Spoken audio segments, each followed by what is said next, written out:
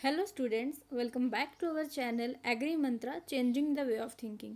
मैं हूँ श्रुतिका और आज से हम लोग आपके लिए एक नए सेशन लेके आने वाले हैं, दैट इज़ एमसीक्यू सीरीज़। इसमें हम लोग जो एमसीक्यूज डिस्कस करेंगे वो आपके आने वाले सारे एग्रीकल्चर एग्ज़ाम्स के लिए बहुत बहुत ज़्यादा इम्पोर्टेंट रहने वाले हैं।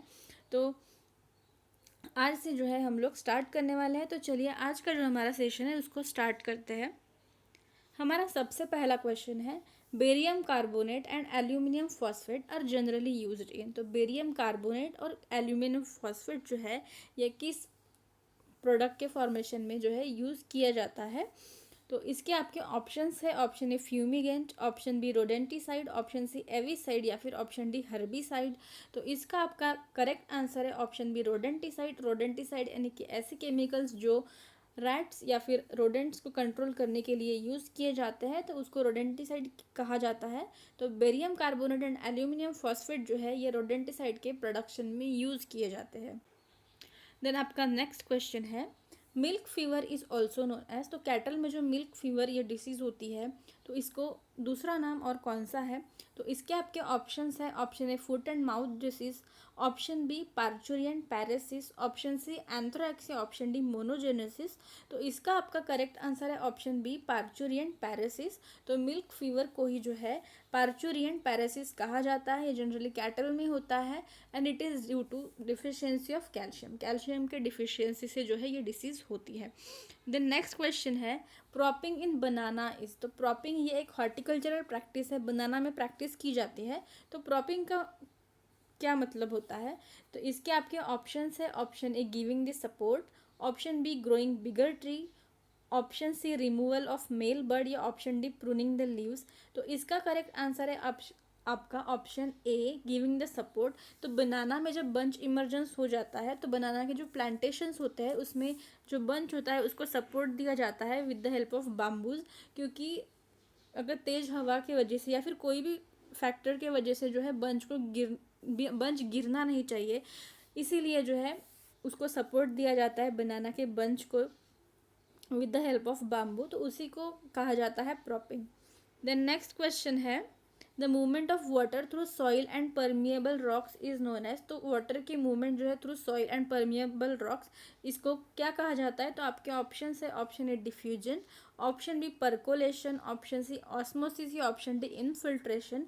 तो इसका आपका करेक्ट आंसर है ऑप्शन बी परकोलेशन। तो percolation is the movement of water through soil and permeable rocks. Okay, then आपका नेक्स्ट क्वेश्चन है, Indian journal of fertilisers is published by. तो जो इंडियन जर्नल ऑफ फर्टिलाइजर्स है ये कौन से इंस्टीट्यूशन द्वारा जो है उसको पब्लिश किया जाता है।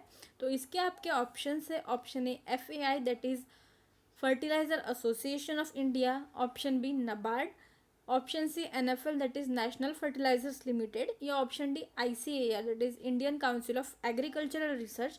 तो इसका आपका करेक्ट आंसर है option A FAI that is fertiliser association of India जो है ये जो जर्नल है इंडियन जर्नल ऑफ फर्टिलाइजर उसको पब्लिश करता है। देन आपका नेक्स्ट क्वेश्चन है, Indian breed of sheep famous for producing superior quality carpet wool. तो इंडियन ब्रीड ऑफ शीप यानी कि शीप की ऐसी कौन सी जो इंडियन ब्रीड है जो फेमस है for its superior quality carpet wool production. तो कारपेट वूल जो सुपेरियर क्वालिटी का है वो कौन से शीप के ब्रीड से मिलता है इंडिया में। तो इसके आपके ऑप्शन है, option A Chokla, option B Sonadi, option C Bharat merino या ऑप्शन डी बालनगिरी। तो इसका आपका करेक्ट आंसर है ऑप्शन ए चोखला। तो चोखला ये जो इंडियन ब्रीड ऑफ शिप है ये फेमस है फॉर प्रोड्यूसिंग सुपेरियर क्वालिटी जो है कारपेट वूल के लिए। देन आपका नेक्स्ट क्वेश्चन है, cost of growing crops per hectare is known as. तो पर हेक्टेयर में जो आपका क्रॉप ग्रोइंग के लिए जितनी कॉस्ट लगती है उसको क्या कहा जाता है। तो इसके आपके ऑप्शंस है, option A marginal cost, option B average cost, option C total cost या option D cost of production. इसका आपका करेक्ट आंसर है option D cost of production. Cost of growing crops per hectare it is known as cost of production. The next question is, hind wings are modified into knob like structure called halter is found in. तो जो insects में ऐसे कौन से insects होते हैं जिनके जो हिंड विंग्स होते हैं उनका जो मॉडिफिकेशन है उसको हॉल्टर्स कहा जाता है, या वो नॉब लाइक स्ट्रक्चर होता है, ऐसे फूला हुआ स्ट्रक्चर होता है थोड़ा, and it is called as halters. तो ये कौन से इंसेक्ट्स में पाए जाते हैं? तो इसके आपके ऑप्शंस है, option A butterflies, option B beetles, option C house fly, या ऑप्शन डी कॉकरोच। तो इसका आपका करेक्ट आंसर है ऑप्शन सी हाउस फ्लाई। तो हाउस फ्लाइज में जो है जो विंग्स का मॉडिफिकेशन है उसको हॉल्टर्स कहा जाता है। ये भी ध्यान रखेंगे कि कौन से इंसेक्ट्स में कौन से टाइप ऑफ विंग मॉडिफिकेशन होते हैं, ये भी एग्जाम के सवाल है, एग्जाम में अक्सर पूछे जाते हैं, तो ये भी आपको याद करके चलना है। देन आपका नेक्स्ट क्वेश्चन है, the major component of biogas generated from cow dung is. तो जो बायोगैस जो होता है, जो जनरली जिसमें काउडंग का यूज़ किया जाता है, तो उसमें जो मेजर कंपोनेंट है वो कौन सा होता है? तो इसके आपके ऑप्शंस है, option A methane, option B oxygen, option C carbon monoxide, या ऑप्शन डी कार्बन डाइऑक्साइड। तो इसका आपका करेक्ट आंसर है ऑप्शन ए मीथेन। तो मेजर कंपोनेंट ऑफ बायोगैस की अगर बात करेंगे तो उसमें मीथेन जो है उसका ही कंपोनेंट सबसे ज़्यादा होता है, बाकी जितने भी गैसेस होंगे उसका जो कंपोनेंट है या उनका जो क्वांटिटी होती है इट इज़ लेसर देन। तो मेजर कंपोनेंट जो होता है बायोगैस में वो मीथेन ही होता है। देन नेक्स्ट क्वेश्चन है, bacteria having tuft of flagella on one end are classified as. तो जो बैक्टीरियाज होते हैं उनके जो एक ही एंड पे अगर फ्लैजेला है तो उनको किस कैटेगरी में कैटेगराइज किया जाता है? तो इसके आपके ऑप्शंस है, option A amphitrichous, option B lophotrichous, option C monotrichous, या ऑप्शन डी पेरिट्रिकस। तो इसका आपका करेक्ट आंसर है option C monotrichous. Bacteria having tuft of flagella on one end only, तो इसको कहा जाता है मोनोट्रिकस। देन आपका नेक्स्ट क्वेश्चन है, every year world earth day is observe on. तो हर साल जो है वर्ल्ड अर्थ डे जो है ये कौन से दिन मनाया जाता है? तो इसके आपके ऑप्शंस है, option A 21 March, option B 22 April, option C 1 June, या ऑप्शन डी 16 अक्टूबर। तो इसका आपका करेक्ट आंसर है ऑप्शन बी 22 अप्रैल। तो वर्ल्ड अर्थ डे जो है ये 22 अप्रैल को सेलिब्रेट किया जाता है। बाकी के ऑप्शंस की बात करेंगे तो 21 मार्च को जो है आपका वर्ल्ड फॉरेस्ट्री डे होता है, 1 जून को होता है वर्ल्ड मिल्क डे, एंड 16 अक्टूबर को होता है वर्ल्ड फूड डे। तो ये जो डेज होते हैं ये भी इम्पोर्टेंट होते हैं, बहुत बार इनसे भी क्वेश्चन जो है एग्जाम में देखने को मिलते हैं, तो ये भी आपको याद करके चलना है कौन से मंथ में कौन से डेज हैं उनकी डेट आपको पता होनी चाहिए। देन नेक्स्ट क्वेश्चन है, The 36th edition of AHAR 2022 International Food and Hospitality Fair was organized by in New Delhi from 26 to 30 अप्रैल। तो जो आहार 2022 है इसका 36th एडिशन जो है ये एक international food and hospitality fair है। इसको ऑर्गेनाइज किया गया था नई दिल्ली में in the month of April. तो ये ऑर्गेनाइज किसने किया था? तो इसके आपके ऑप्शंस है, option A NAFED, option B FCI, option C APEDA, या ऑप्शन डी एफएओ। तो इसका आपका करेक्ट आंसर है option C APEDA, agriculture products export development authority, यानी कि अपीडा जो है इसने जो है आहार 2022 जो न्यू दिल्ली में रहा था in the month of April जिसका 36 एडिशन था इसको ऑर्गेनाइज किया था।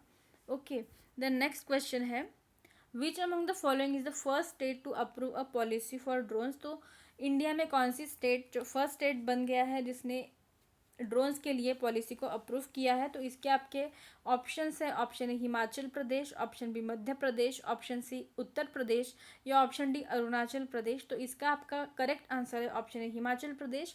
तो Himachal Pradesh became the first state to approve the policy for drones.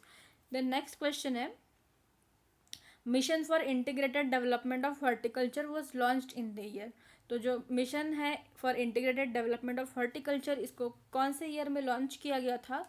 इसके आपके ऑप्शंस है, option A 2005-2006, option B 2014-15, option C 2008-2009, या option D 2011-2012।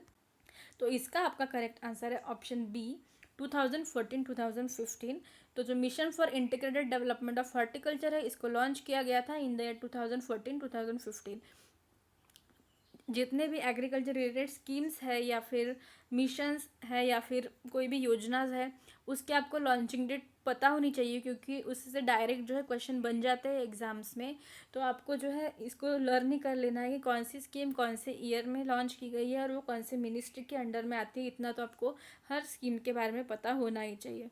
Then next question है, which of the following is the implementing agency for subsidy components under ACABC scheme. तो ACABC यानी कि agri clinics and agri business consortium जो scheme है, इसमें subsidy components के लिए इम्प्लीमेंटिंग एजेंसी कौन सी है। तो इसके आपके ऑप्शंस है, option A MANAGE, option B NABARD, option C RRB या ऑप्शन डी ICAR। तो इसका आपका करेक्ट आंसर है ऑप्शन बी नाबार्ड। इसमें बहुत सारे स्टूडेंट्स ये कन्फ्यूजन हो सकते हैं कि इम्प्लीमेंटिंग एजेंसी ना मैनेज है, लेकिन यहाँ पे आप क्वेश्चन अच्छे से पढ़ेंगे तो ये सब्सिडी कंपोनेंट्स के लिए पूछी गई है। अगर वहाँ पे for training of the youth पूछा गया होता, यानी कि implementing agency under ACABC scheme for training of youth, तब आपका आंसर मैनेज होता। लेकिन यहाँ पे पूछा गया है implementing agency for subsidy components, तो इसका आपका आंसर होगा नाबार्ड। ठीक है, आई होप यहाँ तक आप लोगों का सभी लोगों का क्लियर हो गया होगा। तो यहाँ पे आपके आंसर्स भी है, ये भी आप लोग चेक कर सकते हो। आई होप आपको ये वीडियो अच्छा लगा होगा। अगर अच्छा लगा है तो वीडियो को लाइक करिए, शेयर करिए अपने फ्रेंड्स के साथ। अगर चैनल पे नए हो तो सब्सक्राइब टू आवर चैनल। और आपको वीडियो कैसा लगा है हमको कमेंट बॉक्स में ज़रूर बताइए। अगर आपको हमारे अदर सोशल मीडिया प्लेटफॉर्म से जुड़ना है, लाइक टेलीग्राम, फेसबुक पेज या फिर इंस्टाग्राम पेज, तो आपको उसकी लिंक डिस्क्रिप्शन बॉक्स में मिल जाएगी। Thank you so much for watching the video.